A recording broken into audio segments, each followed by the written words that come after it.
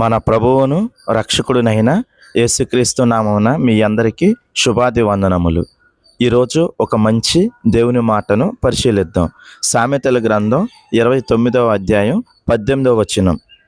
దేవోక్తి లేని ఎడల జనులు కట్టులేక తిరుగుదురు, ధర్మశాస్త్రము అనుసరించువాడు ధన్యుడు. దేవోక్తి లేని ఎడల జనులు కట్టులేక తిరుగుదురు. ఎక్కడైతే దేవుని వాక్యం ఉండదో, ఎవరైతే దేవుని భయానికి లోబడరో, ఎవరైతే దేవునికి లోబడకుండా జీవిస్తారో అక్కడ పాపం అనేది వారిని ఏలుతుంది. వాళ్ళు పాపంలోనే మునిగిపోయి ఉంటారు. నిత్యం అనేకమైన దుష్కార్యాలు చేస్తూ దేవుని దృష్టికి అనేకమైన పాపాలు చేస్తూ ఉంటారు.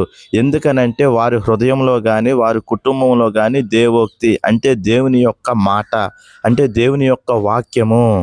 అందుకని నిత్యం మనం దేవుని వాక్యాన్ని చదవాలనేది, నిత్యం మనం దేవుని వాక్యాన్ని వినాలనేది. ఎందుకంటే నువ్వు ప్రతిరోజు దేవుని వాక్యాన్ని ధ్యానించి దేవుని వాక్యాన్ని వింటూ ఉంటే నీవు ఏ తప్పు చేయటానికి అవకాశం అనేది ఉండదు. దావీదు గారు అంటారు కదా, దేవా నీ ఎదుట నేను పాపము చేయకుండా ఉండటానికి నా హృదయంలో నీ వాక్యమును పెట్టుకొని ఉన్నాను. ఎప్పుడైతే మన వాక్యం హృదయంలో ఉంటుందో మనం పాపానికి దూరంగా ఉంటాం.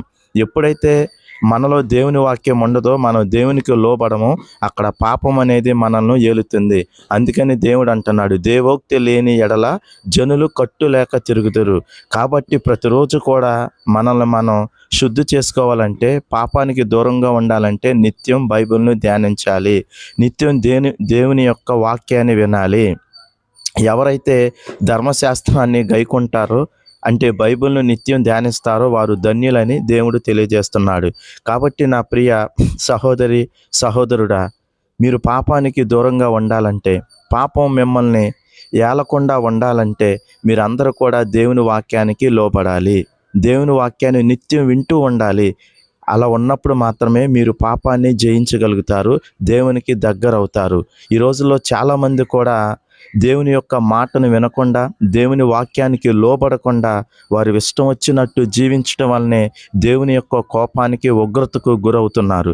కాబట్టి మీరందరూ కూడా ఈ వాక్యాన్ని మీ హృదయంలో పెట్టుకొని నిత్యం దేవుని వాక్యాన్ని వింటూ బైబిల్ను ధ్యానిస్తూ మీరందరూ ధన్యులవ్వాలని, దేవుడిచ్చు ఆశీర్వాదాలు మీరందరూ కూడా పొందుకోవాలని మన ప్రభువును రక్షకుడునైన యేసుక్రీస్తు నామమున మీ అందరికీ ప్రేమతో తెలియజేస్తున్నాను.